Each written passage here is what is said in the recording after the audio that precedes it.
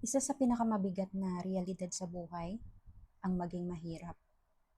Hindi lang dahil kulang sa pera, kundi dahil pati simpleng pangarap, kailangan mo munang paghirapan ng sobra bago mo maabot.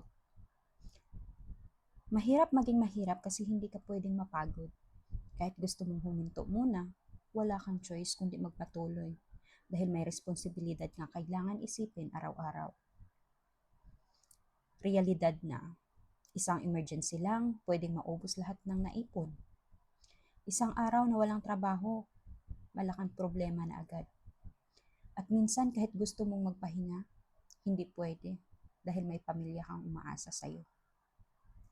Masakit yung kailangang tiisin ang pagod kahit wala ka ng lakas.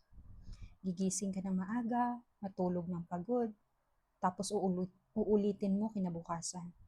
Hindi dahil gusto mo, kundi dahil kailangan. Habang may ibang tao na problema lang kung saan gagala o anong bibilhin, may mga taong iniisip kung paano pagkakasyahin ang pera hanggang katapusan ng linggo.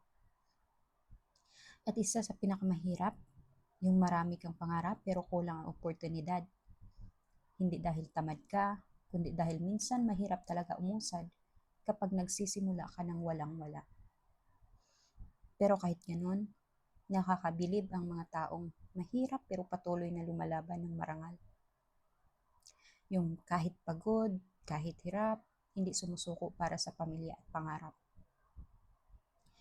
Reality rin na hindi lahat ng mahirap tamad.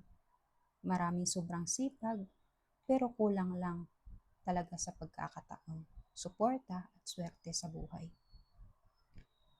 Mahirap maging mahirap dahil bawat araw parang laban para mabuhay. Pero ang mga taong sanay sa hirap, sila rin madalas ang may pinakamalakas na puso. Dahil alam nila kung paano bumangon kahit ilang beses nang madapa sa buhay.